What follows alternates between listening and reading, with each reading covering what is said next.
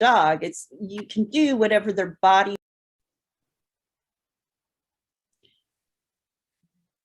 Obviously, if you're going to teach something that where they're carrying food, you better have a really high value reward. That is for sure. You're muted, Penny.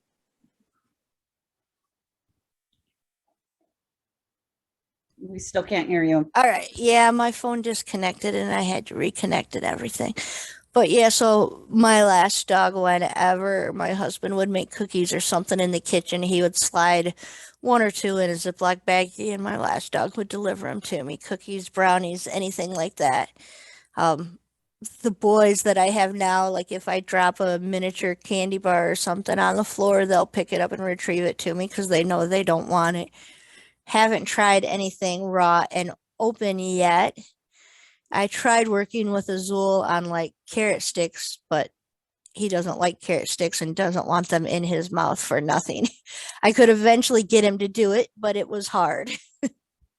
I've had Nick give me all his type of food and people food. Yeah. And like he's retrieved bacon strips and a bunch of other stuff.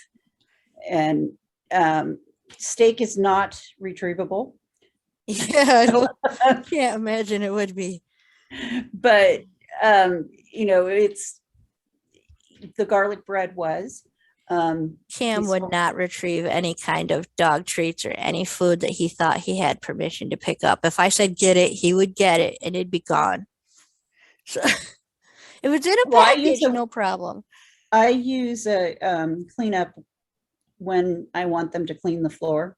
Mm-hmm. So they know when they have the permission to just eat whatever's on the floor, because I spill stuff a lot. Mm-hmm. And so sometimes it's easier just to have the tongues clean the floor. Yep. And I use the word okay for something like that. That's kind of my general release. It's like, yeah, you can have it. But get it is only for the hand delivered retrieves for me.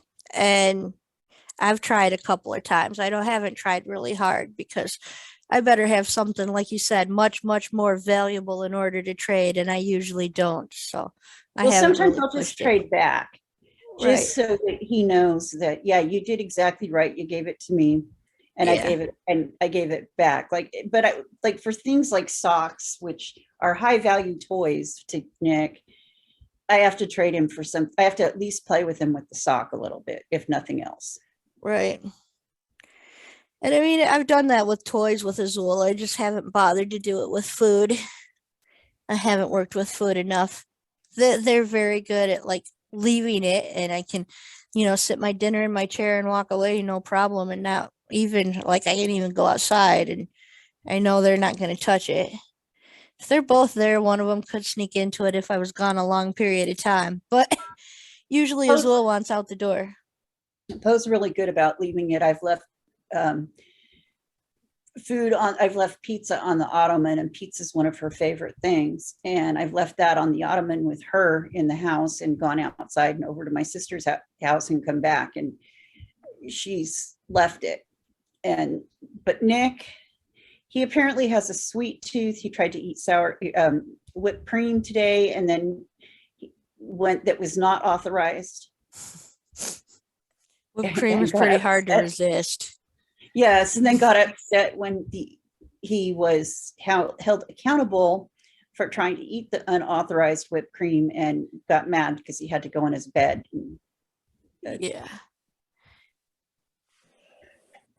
Azul is better at that than I would say Cam is. Like, even a lot of times when Azul is authorized to eat something, he'll second guess it and make sure he really is authorized first. Cam is like, if you say any cue that even resembles I can have it, I'm going to inhale it now. Well, so Penny got me on this idea because I've been having a hard time remembering to take blood sugars. Mm-hmm. And Nick has a really good retrieve. I tell him to get it, he pretty much gets it. So we've been working on an auto retrieve for the glucometer when I sit down in my seat in the house for him to get my glucometer. So now I'm getting the glucometer delivered frequently. because he thinks it's going to just get him a high value treat Mm-hmm. when he's not getting the other parts of the cue. But we'll get there. Right. Because you're trying to time it with like mealtime when you Just sit down in your mealtime. seat with food, Right. but he thinks anytime you sit down, and I kind of wondered about that. Cam would probably do the same just because I he's so reinforce all eager to the work. other retrieves, or almost all the other retrieves, whether they're asked for or not. This is high value because it's my phone. It's high value because it's been highly reinforced. Right. And that gets retrieved quite frequently when, even if I'm asking for something specifically different. But he's much better at finding that than anything else that I ask him to go find. That's something I need to work on more as well. To go find stuff. Like he'll go find my meds if we're playing a find it game, or go find my keys if we're playing a find it game, or my phone when we're playing the game. But when we're not playing the game, then he's like, why should I look if you're not looking? Exactly. So we're working, that would be a good topic. The find it game, and using it as, where you use it as a task, how you Right, use to it as build a other task. tasks, such as finding things that you frequently lose and whatnot. That don't have a home. Like I lose my keys all the time unless they're in their home. So now they go direct to their home. That's why mine are attached to me most of the time. But did I tell you about losing my keys at the hotel? No. If anybody wants to hear a horrible story. Turned out well, so I guess it can't be that bad of a story. But so last week when I was out of town on vacation, Jen and I got the opportunity for a relatively cheap hotel room. So we did it basically just for a training opportunity and fun. Azul has spent the night in lots of other places, but never a hotel room. And it had been a while for Betsy. So we just decided, hey, we got it. I mean, we had a $40 hotel room. We couldn't pass that up, So yeah, exactly. The very last outing at night to take the dogs out to go potty, I almost didn't grab my keys because we weren't going to the car, but because we were in a busier kind of downtown area, I was keeping my car locked. My car's not normally locked in the rural community I live in. But so I decided to grab the keys just in case. Betsy is kind of working through some reactivity issues. And I didn't want to have, a scary man or something out there and not have a safe place to be able to get her into, because the car was right by the hotel. If the scary man was near the hotel door, I didn't want to, whatever it was, I wanted that safe place. So I grabbed my keys on the last potty out, and apparently the very last bush Azul had to go to, he probably pulled just a little bit harder than normal, and my keys dropped in the grass. However, I didn't know that. So the next morning we're up, and we had already taken the dogs out to go potty, and we're like kind of just slowly working on getting ready, not really in a hurry yet. But so we're taking the dogs out to go potty again. And then we're going to go back in and get breakfast before we leave. So we decide to take one load of stuff out to the car while we're going out anyways. And we get about half of our stuff out there and can't get in the car. And I don't have any keys. We end up carrying all of our stuff back in the house. I don't know if I froze. I don't think so. So we carry everything back into the hotel room, and I start pulling stuff out of my bag. What have I touched? What have I used? Checking all my pockets, everything. And they're just gone. So we take the dogs out and do like a walk up in the area that we've been doing potty. And Jen goes one way, I go the other way, so we can cover more ground kind of thing. Well, she didn't realize that Azul peed on that one last tree. So she stopped probably about 2 feet before seeing my keys. But didn't see him, turn around, came back. And so again, then we're looking all over, and I'm like, all right, what are our options? I can call AAA. Typically, I almost always take a second key with me when I go out of town, because like if I'm going to be with Jen, she'll keep one of my keys in case she needs to get in the car when we're out and about somewhere in public, or, Right. just other things like that. I like to have a backup. So typically I would have done that, and that key would have either been with Jen or clipped inside my backpack, which was the first thing I was taking out. But I remember thinking on that trip, no, we're not doing anything special. My car will never be locked, because honestly, I planned on pulling into my daughter's house and never leaving again, at least not in my car. So I made the conscious choice, on my last trip out the door, to not go the extra 30 feet to pick up my spare keys so that I had them with me. And then I lost my keys. So like, now I'm 5 hours away from home.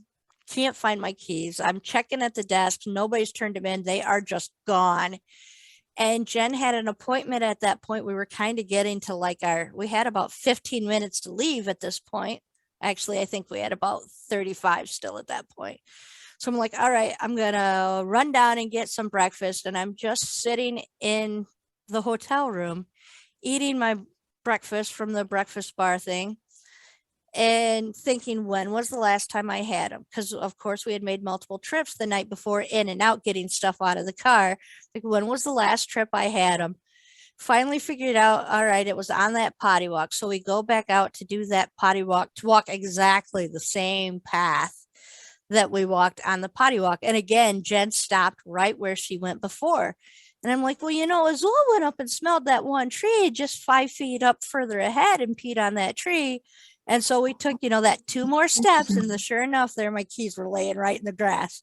I'm like, so here's my dog that can find keys at home when we're practicing all the time. He had to have been able to smell them, but he was so distracted with the other smells and the grass and being outdoor and wanting to have fun that he was like, nope, not looking. Maybe you ought to work on that way. I think so. Because, I have that, my keys have a carabiner for a reason. They're always clipped to me everywhere we go. And unless we're in the house, sometimes I have a couple of places I might sit them by my chair or hang them on the coat hook by the door. But other than that, they're usually clipped to my belt hoop.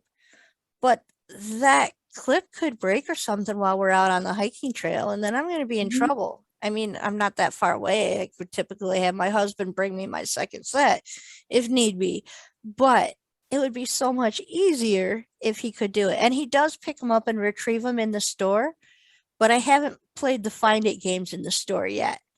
So I think that's what we got to start with, hiding my keys in random places in the store. Right. If you can find them. Gives us something to train and work on this summer anyways. Yes, definitely something that we need to work on a little bit more. I don't think he associates them with a particular smell yet, which is how he does find it. He should be able to smell you on them. Well, he should. And he should be able to differentiate between your keys and your phone. Right. And I'm sure he could. We haven't worked on that yet. So I'm sure he could distinguish, say, if I put my keys in a bowl full of other keys, I'm sure he'd be able to pull mine out, no problem. But we haven't worked on scent. Usually when it's Find It, they're in plain sight somewhere when we're doing it with my keys. But I guess it's time to actually bump up his game and make it not in plain sight when it comes to keys. Because that's one thing I'm likely to lose. He has saved me like $20 by seeing that being dropped on the ground before and stuff like that. So, I mean, he's actually saved a lot. Yeah, he's never found me money that wasn't mine. It's usually change. Yeah. As well as looked at change a couple of times, like, is that yours? Should I pick it up? And it's not usually mine, and I usually tell him to leave it. But he, when he was younger, especially, it's something we're kind of working on again because we slacked on it. But when he was younger, he had a really good stop and stare kind of thing when I dropped something, waiting for me to cue him to get it or leave it. So that would let me know, if we were out in public and I dropped the $20 bill, which is what happened. We were actually sitting in a restaurant and it fell out while we were at the table and was laying under the table. And I would have never known it except when I got up to use the bathroom, he refused to come out from underneath the table. And Azul is not a scared dog. When he refused to come out from underneath the table, I looked down. What, why won't you come out? What's down there? And he was pointing right at my $20 bill I had dropped. So, I mean, I will definitely take that. He's kind of gotten a little bit slack now that, like, when we're out in public, he'll listen for the sound of something dropping. So if he hears my keys drop or he hears something like that, he will still, do his dropped alert and get it for me. But if it's something that doesn't make noise, such as a dollar bill or a glove or something to that effect, then I'm at the point of needing to remind him that he needs to point that out when we're in public. That's just because he's so easily excitable and distractible in public, and he'll get that back as he gets a little bit older here. Then we work on it a little bit. Won't take him long. Cindy, you pretty much disappear and all we see is hands. You can't see Nick? Well, I can, but he's also in the picture in the background. So between the picture in the background and him, you see hands. We decided he needed a cuddle, and I'm not going to turn cuddles down. Right? It looks funny. Very often. All right, I think we're going to get a little crazy here because now it's been going for an hour and 45 minutes. And I think we could talk all night long. Well, we're dog people. Of course we can talk all night long. Right? It looks like you're a black blob with just hands. Yeah. I'm separating cords. I can see that he turns to look at us every now and then, and now he's yawning and bored. So, Well, it's not bored. It's just right. It's very funny with the picture of him in the background. Like, he's actually, the real him is a little bit blacker. So you can see the difference, but it blends so well that, yeah, he almost. I'll have to go look at it. Yeah. Yep, in the recording. Actually, I'll probably cut a lot of this chit chat on the end out of the recording, but I'll save this part so you can see it. It won't hit YouTube, but or just email it to me. Yeah. But he's still tired from the weekend. Yeah. Azul was like that from our trip last week, and then after probably like the third day, like hasn't had a witching hour or a crazy activity hour in quite some time.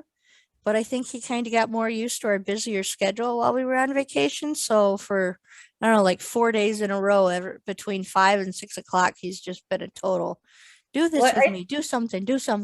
I took him to the doctor yesterday, and he was the perfect example of a service dog, including picking up my phone.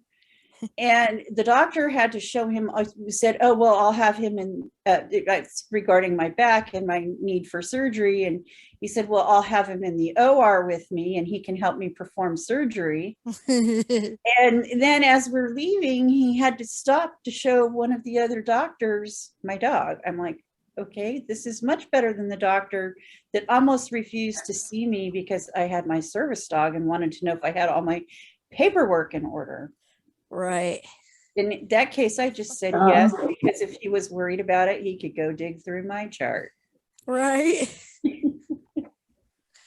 Yeah, it can make a huge difference when people are afraid or not afraid. But it also helps when the dog's needs are met and they're tired and they are acting the way they're supposed to be too. And they're tucked under a chair and they're doing what they're told to do. And because he's like, well, how am I going to examine you with the dog in here? The dog's going to stay where it's at and you're going to examine me? Right. How else does it work? I guess he's never had a service dog. Yeah, probably never had one in there. Didn't even think it was possible, kind of thing. Yeah, I get that a lot up here, is the fact that they're just not common in our rural environment. More and more dogs are becoming therapy dogs in our area, but there's not a lot of service dogs. I even had somebody, it was a new person at Walmart, and he really didn't know that Walmart's policy is they don't ask unless there's a behavioral issue that causes them to ask, they try to just pretend like they ignore it. And so this is it must have been his first day on the job, or I was his first dog. But so when we walked in, he went, "Oh, is that a therapy dog?" And he quickly got told, "You can't ask that." And then I said, "No, he's not a therapy dog. He's a service dog." And we were kind of in a hurry, so we went on our way. I've talked to him again since then, but I mean, now he knows we don't ask that question. And That's definitely not the not with the question that therapy gets dog. asked. Right. Well, Well, I I mean, had one breeder grab Nick's harness to see if he was a service dog, to see if he had patches on it. right. What the? That's crazy. Yeah, I'm waiting for some faux service dog to bite him. Right. That's Because gonna there will be one happen. that, I mean, Ozil doesn't typically wear patches. I have had, like, when I was out of town, we stopped at a Walgreens that we were kind of like just passing through. And I had a leash wrap on because I do that when we're in not our normal kind of areas. And she kind of looked at his harness, which was just his exercise harness with no patches. And then she's like, "Is he really a service dog?" And she had the word really in there, which I totally understand. And she was actually helping me with some other stuff. So we chatted a little bit about it more than normal. But, I had said, yes, he's actually a service dog. And she's like, "You should have him labeled in some way to make it easier for us." And then she went on to say, well, because people try to slide all these dogs into their purse or coat, and then these dogs, if they get put down, they're peeing on stuff or barking at people. And we just have so many fakes in this area. And I'm like, I totally get it. And I never will be upset at somebody asking me, is that a service dog? I was so happy when we went to Yosemite because the rangers actually had a 3x5 card with the 2 questions on it, laminated, and they read the card to you. Nice. And I was specifically directed over to the rangers to be screened before we could take Nick on the trails. And they said, if now he's been screened, and if you don't have a disabled, I had my national parks card with me, but I don't have a handicap placard. They said, but your national parks card works as a disability placard. Let's open the gate and you guys can get up because we were going to the sequoias in Yosemite, and we got to park like a couple miles closer than everybody else. And some guy asked me, "So how do you get to park up here?" As my boyfriend and I were eating lunch on the back of the truck. I said, "Oh, you just have to be disabled." That's awesome. Yeah. Yeah. But it was nice because they were very thorough with their screening. And then they just said, just park in the disabled parking wherever you want to park. And it's like, cool. Right. Because you have to prove you're disabled, which is like not difficult to get the card. But if you're anywhere near where they, which is in Forest Service land, any national, like Forest Service land, BLM land, national parks, all issue the, and Corps of Engineers, all issue the card if they have an office on the property. Right. And it makes it nice that you don't have to be screened all the time. No, you just go to the rangers once, and and somebody there was a post I had read, somebody got offended because another person had gone to an aquarium or something, and the aquarium gave the dog a tag not a basically tag, an ID type tag to clip on the harness. No, it was a cute little scarf to wear. Okay. And which San Diego Zoo does the same thing. They give you a bandana so the zookeepers can tell it's a service dog. Yeah, and I thought, well, what a good idea, because otherwise you see a dog walking through, people are going to be wondering why the dog, and that lets the staff know, hey, this dog's already been screened, because we did get asked one other time, and all we were told to say was he's already been screened. And so, I mean, to me, there's some things that aren't, per the ADA that But they're still helpful. they're I still don't helpful. know. Like the state Sorry. of California has criminal law regarding service dogs. In order to enforce their criminal law, they request that you license your dog in the state of California as a service dog. They give you free licensure for the working life of the dog. And when your dog is a service dog in training, it's required to have the tag or you can't do public access. Well, all of those are reasonable. You get it as a puppy. You don't, all you have to do is send in your rabies vaccination every time you do the rabies vaccination. And if there's a legal, if there's a criminal issue, What it's called. you can push it, you can push it up the chain of command as much as you need to with the cops. Like, well, look, this is a fine. This is potentially a fine of $1,000 if these guys deny me access. They need to know that. I just want to have dinner, Right. That's what it's called. I don't know if you know, but all national parks, you just have to go to one. You can get the Bark Ranger badge. I have one. Yeah, I wasn't sure if you knew about that. Yeah, but there's different badges and different Nick has a bandana too that says, but his both say Yosemite Bark Ranger. Nice. Izzy says the redwoods, because they wanted to make sure she was good to go on the trails.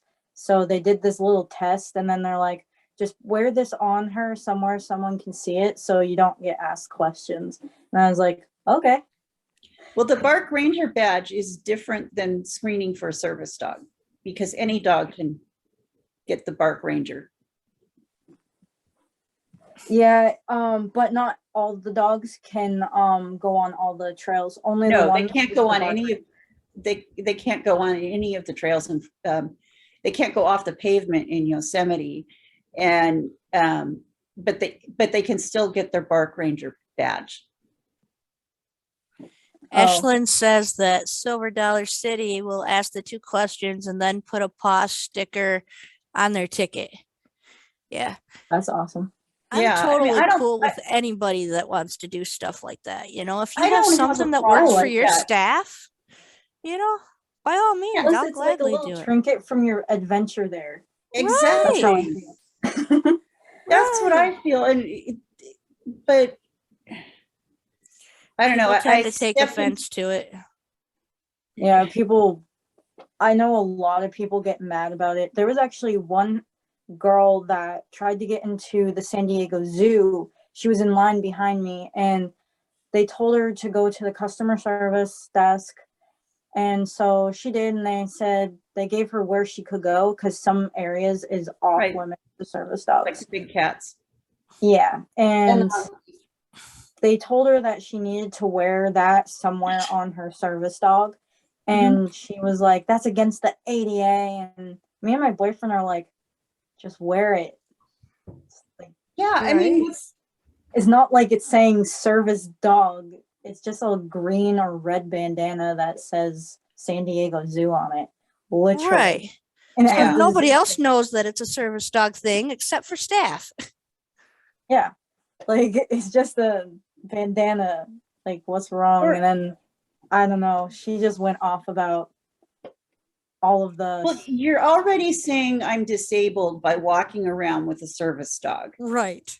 You're already saying I'm vulnerable. I have a service dog. I have something wrong with me. And, I'm special, whatever, but that's not, the ADA does not address that, whether a business can ask you to.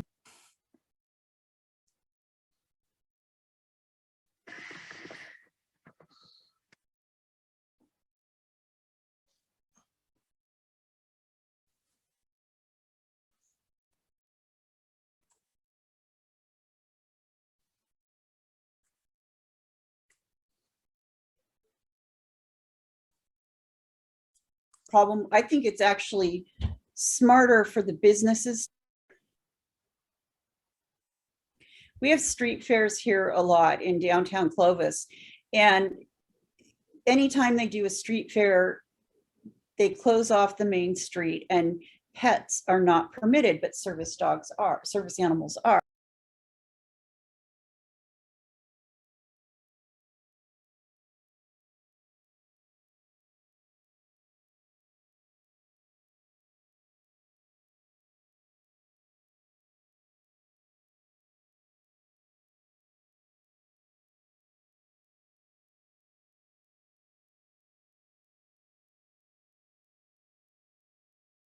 Two questions were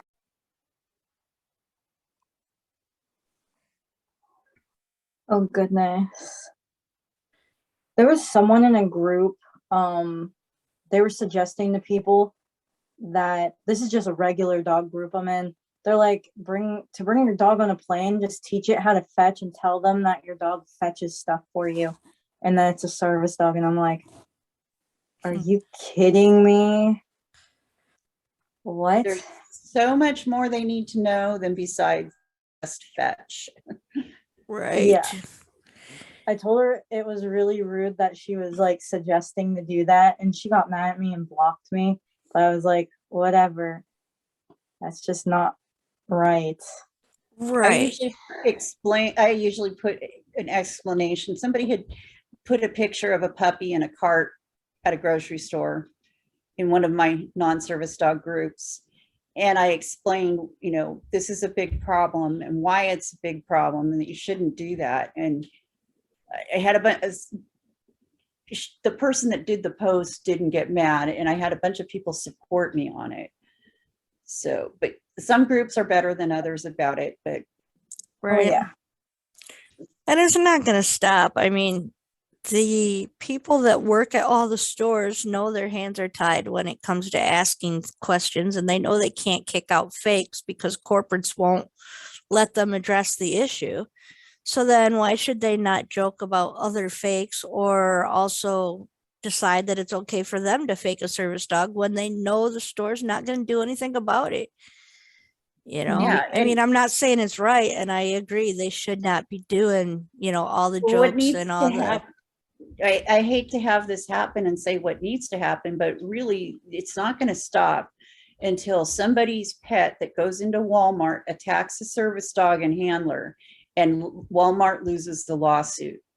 It's already, well, I don't know that Walmart's lost the lawsuit, but yeah, it's already happened where fakes are causing issues with either service dogs or biting people or, other issues. It's just a matter of time before Or it, corporate gets, gets the fine for that, so then they feel the need to actually do something about it instead of offend somebody by not asking.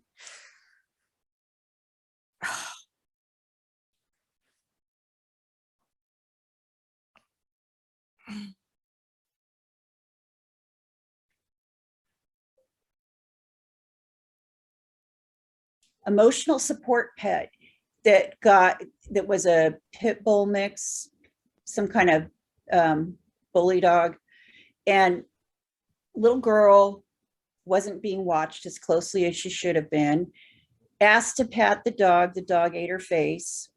Person gets on the plane with dog and takes off to whatever their destination is. Kid has to have thousands of dollars in multiple surgeries, and the person who had the dog, that they knew whose dog it was because they were ticketed and they were past the TSA screening. Mhm. And it was on an Alaskan flight. So the person, Alaska Air and Portland International, all got listed in the lawsuit. Portland changed their pet protocol so that unless the dog is a service dog, the dog must be in a carrier while it's in the terminal, which pissed off all the emotional support people. Mhm. And they lost the lawsuit, and Alaska Airlines lost the lawsuit because this handler was irresponsible with their dog. And that's why emotional support animals do not have public access. Right. As far as I'm concerned, anyone that's using an emotional support animal pretty much qualifies for a service animal if they just train the dog to the right standard for public access. I wouldn't know. have a problem with cuddling being a task if they required the dog to have Basic social skills. right. If they, I wouldn't, I really think that's probably a better solution than, and then there's going to be all these, you know, people that just need to take their dog everywhere anyways. Mm-hmm. I was at one of the other things that happened at PetSmart last week was there's this little Chihuahua walking around with a vest on that said emotional support, on a flexi, dragging its elderly couple around with the flexi fully extended. We were using it for training for distraction training for Nick. Yeah, I tend to take those things as training opportunities too. It's like, especially when they're in a pet-friendly place. Well, it was a pet-friendly place, but Mm-hmm. here's the thing with emotional support dogs. They're allowed to be in pet-friendly places, but they're not allowed to go into places that are not pet-friendly. Yet Right. everybody thinks they have to have an emotional support dog vest on their dog. Right. Yep. That's because they think that means they can take them to Walmart. Mhm. It gets bad. My area is super bad. That's partially why Izzy's retiring early. My boyfriend actually football tackled a dog off her. That one side said emotional support and the other side said service dog. Mm-hmm. Yeah, that's a red flag. Yeah, I was like, your dog needs to be muzzled.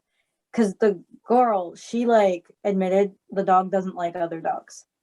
And this dog ran out in public. one side of the street to the other to get Izzy. And it's like, lady.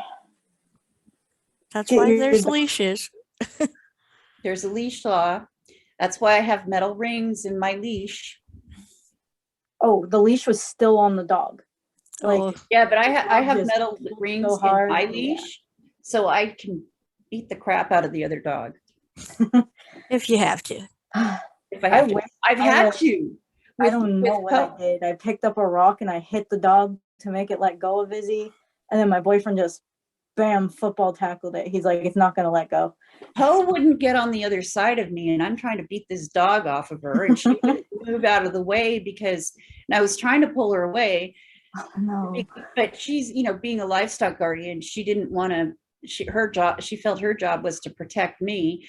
And the stupid owner she wasn't even supposed to have the dog on the property where it is. And so I think it's finally gone. I haven't seen it in months. When we first got Cam, we were working on him with like he was fine with we had 2 females at the time, one of them being my son's dog that we just lost about a year ago. But anyways, so he was fine with the females in the house, but it was so ball motivated that we were like not having the other females out around when he was playing ball. And we happened to be at my cousin's house one day where she had a lot of open room. And I mean, Cam's off leash trained now, but at the time I didn't trust him at our house being busy roads. So we were out there and he was chasing Ba. And my son lets his dog into the backyard and they were doing really, really well with playing ball together, kind of. Cam was like way faster than Isis, so she was never getting the ball. So one time she stopped like halfway between me and where the ball was ending up and waited until he started coming back and then charged him. So here I am out in the middle of this field all by myself, like even barely awake because it was early in the morning. And I have both dogs by the collar going like this, trying to get at each other. When my son sees the commotion from the house after he let Isis out to play with us and comes running, and he football tackled his dog to get her out of the situation. She was more of the aggressor at that point. Cam was just reacting. But it's like I had them both stopped, but they were so strong. And as soon as one of them, you know, they were lunging back and forth. So I was constantly doing and those this. Are big dogs. Yeah. Couldn't quite get them apart. I think that was their last little skirmish. before they decided it wasn't worth it anymore. But they played ball many, many times after that successfully. That was probably in like our first 2 months of having Cam. And he simply does not trust other dogs. He thinks they're all going to attack him. So now he's at the point that if he sees that they're on leash and they're minding their person, we can heel past them without any problem. If they're not minding their person, we get as far away as possible to give them safety. And if they're off leash, I have, a commanding enough presence that Cam knows as long as he sits in a heel position by me or slightly behind me, I can usually stop the other dog verbally before they come close. But he's at a point now where his anxiety is coming back up and he's just not happy, even if he's not seeing other dogs because he knows they're around. So he usually doesn't go off property anymore. Well, I'm discovering that Nick's reactiveness is now that he wants to play with everybody. We've moved to that. Yeah, that doesn't surprise me. That's always been Azul's, but Azul doesn't always make the other dog want to play because Azul is so bouncy and hyper and very confident, and the other dogs always don't want to play with him. So I've been working really hard to get him to not greet other dogs without permission. Yeah, I mean, he wants to play with the people too. We actually had a couple people test him because he was being reactive at the show, and we were sitting at the trailer and there really wasn't that many people going by. We weren't in a very crowded area, and this one lady, he just jumped out and he does this ferocious looking thing like he's going to eat you. And then we're at a group of dog people, so we're better than to have somebody. And she just came up without even me asking. She came up and she said, "Can I say hi to him?" And I'm like, "Yeah, please do. I want to make sure he's not aggressive." And she puts her hands out and he's like, "Oh yeah, you're my best friend. I want to play." So it's so much better position to be in. Right. Betsy has a couple of different issues that she's working through. But that is one of hers, which I heard this weird kind of more of a, I don't know, a chortle kind of thing coming out of her mouth that I'd never heard until this last week from her. But that's her play with me. And if she happens to get, like, she's fine with people off leash in a dog park, whatever, when she's off leash running, she's happy to have people around. Well, I noticed if somebody walks by the outside of the dog park, so if they come close to the fence, that's when she was doing this kind of a chortle thing she has. And it's a really like low volume kind of bark. And like at first it kind of surprised me. And I thought she was, ready to tear into him had there been a fence in between. But for her, it's playful. She's hoping they keep moving and she can run back and forth up and down the fence line, sounding vicious without sounding vicious. It's her game. He makes that noise. Yeah. He learned with a lot of teaching calmness. He's learned a lot of self-regulation with the barking, and that's really helped. And he's learning the self-regulation of like, okay, mom's not going to let me play right now. Right. Azul doesn't tend to bark. Like he never has been a big barker. He'll whine if another dog isn't moving. Like we met a new client tonight and had a fence in between us. We were at a dog park that was empty, so there were two sides. And he was trying to get the other dog to run up and down the fence, but the other dog did not want to run with him. And so then he will whine a little bit, like, "What are you doing? Come on, I want to play." And he kept trying to get me to let him in on the same side with the other dog. But I decided the other dog was, not really, like he wasn't mean and he wasn't aggressive in any way, but he was just fearful of Azul enough. She's like, "I've never seen him be afraid of another dog. He's always been just fine."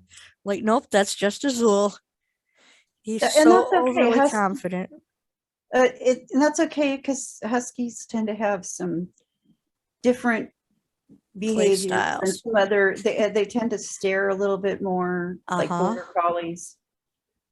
Azul loves to watch, and it's not usually a hardcore stare because when he's No, really focused and staring, I can't redirect him to look at me or back away.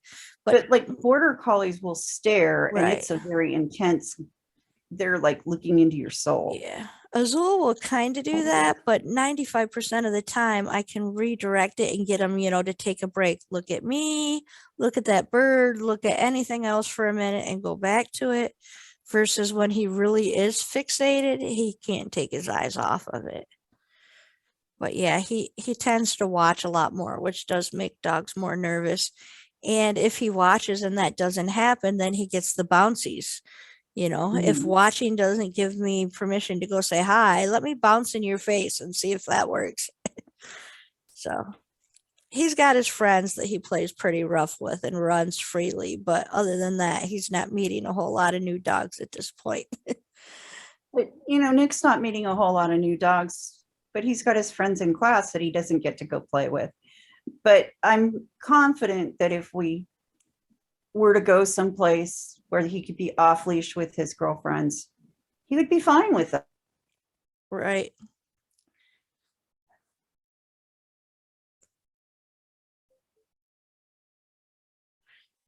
Frozen. My phone keeps crashing. So we probably should end this so that my recording can actually stop and I can cut out the end stuff or at least divide it into two different recordings in case we want to keep this. Okay. But yeah, I've been going for almost 2 hours, so I'm ready to take my headphones off too. Okay. Yeah, because I had an hour and a half with the client before this too. Yeah. All right. Well, it was nice chatting with you all, and we'll look forward to doing more task talks later on. Yeah, especially if everybody Awesome. liked it. Mm-hmm. I enjoyed it. It actually helped me out a lot, and I'm gonna try the stuff you told me to try for the doors. Good. Yeah, And let me know how it goes. Get a video of it if you can. Will and do. if in doubt, just break it down smaller and smaller until they get it. Right. I'm gonna practice on Izzy That's first. the problem with doors is that you only have so many options to break it down smaller. So when you need to make it smaller, you kind of go, well, I don't know how to make it smaller. And you got to really think about it for a while to come up with Are those you out of the box opening or stuff. closing? I'm gonna start with opening. Izzy just hates opening or closing anything. She won't even go through a doggy door. Yeah, I don't know that Azul would either. He doesn't like Well, barriers. so here's the danger of this is why I taught Nick to open and close some things. And I had at the time I had a kitchen with the kitchen trash in a drawer. Well, he knew how to open the kitchen cabinet with the trash. Oh no.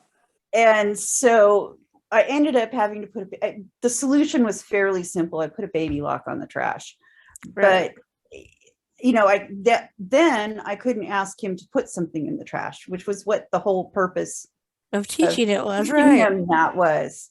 Yeah, my dogs could get into my trash if they wanted to. Yeah, he could get into my trash if he wanted to. It might be loud at the moment, but My last dog was taught to go throw away trash for me. Azul is not to that point yet. He doesn't like to work in the kitchen for some reason. doesn't like to cook. Well, we kind of early on, and with all of our dogs, we have like our room before the kitchen is carpeted.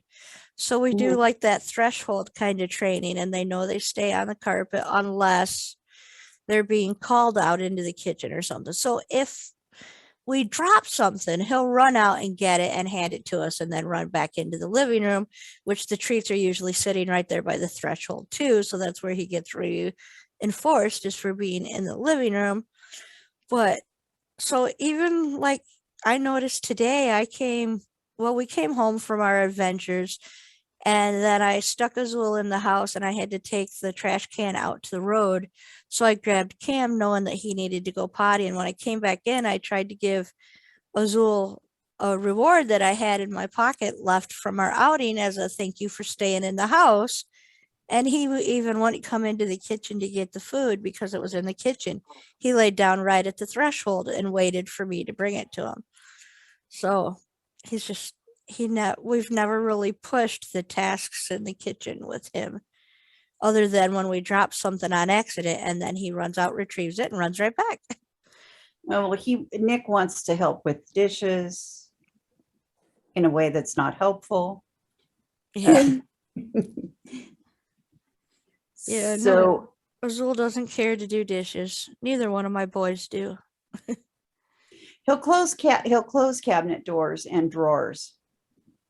And I have him close the bedroom door every night. Yeah.